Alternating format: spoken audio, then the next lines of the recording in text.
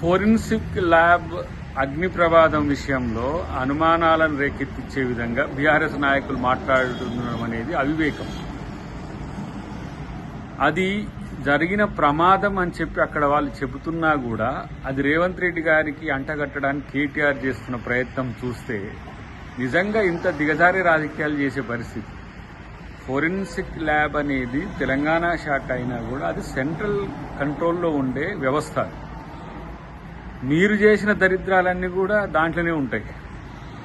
మీరు చేసిన వెనకటికి చేసిన అవినీతి అక్రమాలకు సంబంధించినవి కానీ, లేకపోతే ఎలాంటి డ్రగ్స్కి కానీ, లేకపోతే ఏవైతే కొన్ని ఉంటాయో వాటిని మొత్తం కూడా దాంట్లోనే పదిలపరుస్తారు. మరి మీరు ఏమైనా మీకు బీజేపీతో ఉన్న సాన్నిధ్యంతో దాన్ని అగ్ని ప్రమాదం చేసిరా? గతంలో మాదిరిగా ఏదైతే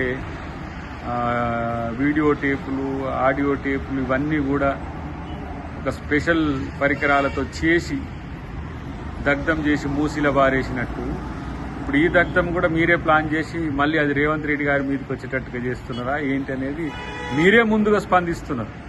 అంటే ఏంటి, దాని వెనుక మీకు ముందే సమాచారం ఉండి ఉందా, లేకపోతే మీరే దానికి సంబంధించిన ఎవరైనా వారితో చేయించి ప్రయత్నాలు చేస్తుందా అనేది అనుమానం వస్తున్న పరిస్థితి. కాబట్టి ఇప్పటికైనా ఇలాంటి ఏమంటాం పనికిరాని స్టేట్మెంట్స్ను మీరు ఇవ్వడం వల్ల వచ్చేది ఏం లేదు. రెండవది, ఈరోజు ప్రభుత్వ ఆధీనంలో ఉండే ఆఫీసుల్లో ఎంత భద్రత ఉంటుందో మీకు అంతా కూడా తెలుసు. తెలియంది కాదు. ఉత్తపుణ్యానికి రాజకీయాల కోసం దీన్ని రాజకీయం కొరకు వాడుకుందాం, దీన్ని ఏదో ఓటుకు నోటు కోసం వాడుకుందాం అని అంటే మీ దరిద్రాలన్నీ దాంట్లో పాడుపడ్డాయి కాబట్టి వాటిని ఏమైనా దగ్ధం చేసిండ్రో అది మీరు ఆత్మపరిశీలన చేసుకోవాల్సిన అవసరం ఉంది.